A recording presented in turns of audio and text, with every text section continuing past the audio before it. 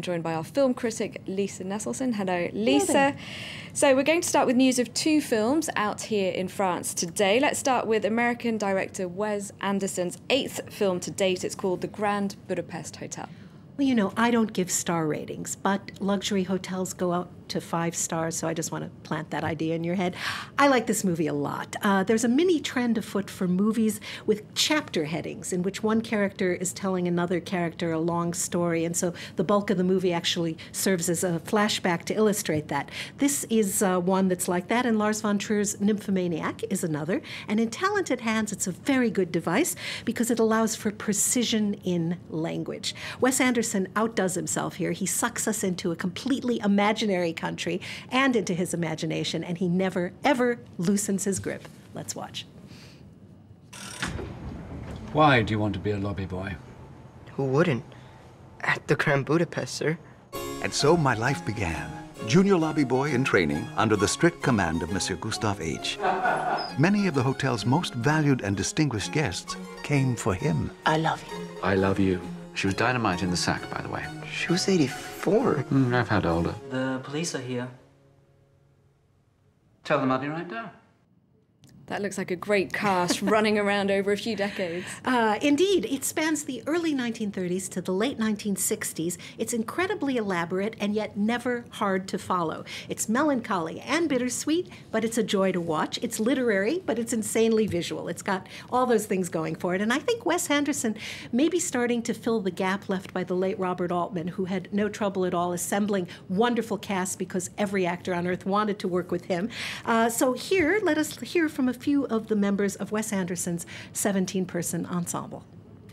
I was sent an amazing screenplay written by Wes, which was unlike anything else I'd ever read. And the first time he sent it, you said to me, "What part would you like to play?"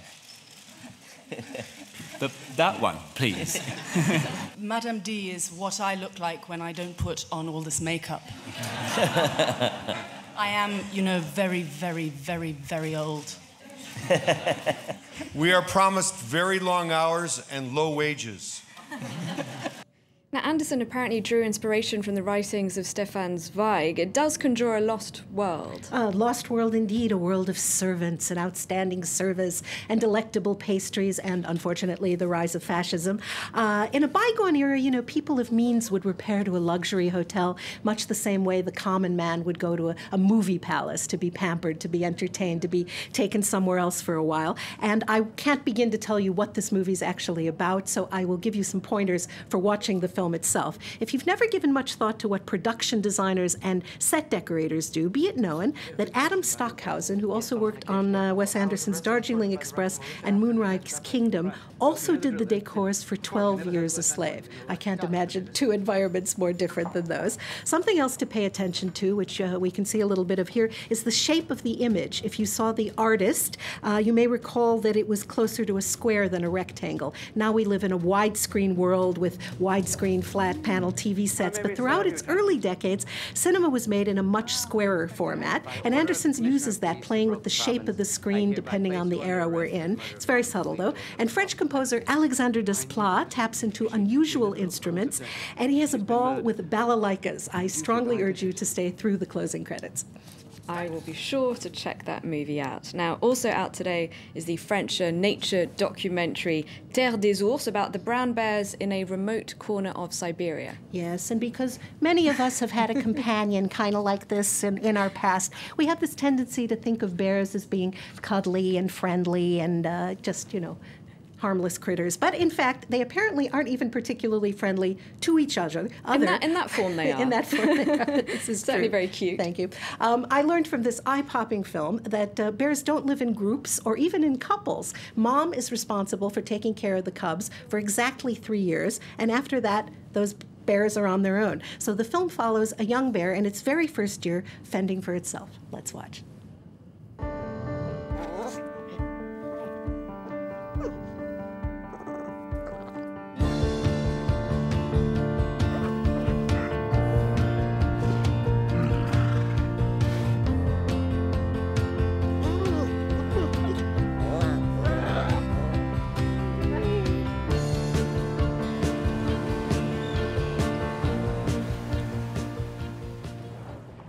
Now, we can't get the idea across on TV, but that film is actually shot in stereoscopic 3D. Exactly, and the stereoscopic effect in this film really, really does add a lot to the viewing experience.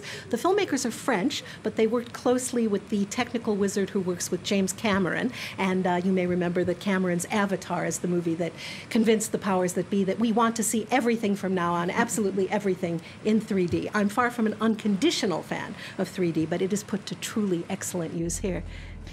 And this it all takes place in a remote corner of Siberia, then? Yes, you know, my maternal grandfather, it so happens, left Russia so he wouldn't have to serve in the Tsar's army. So when I hear Siberia, it seems like a place to be avoided. But in fact, the director, Guillaume Vincent, has already shot 2 nature documentaries there, and he and his crew spent 27 weeks over a series of trips instead of the more customary 12 weeks to get these amazing shots. They're as close as, say, 10 feet, you know, barely 3 meters away from these bears. And the director was here at France 24 earlier today, and this is what he had to say about the use of 3D in nature documentaries.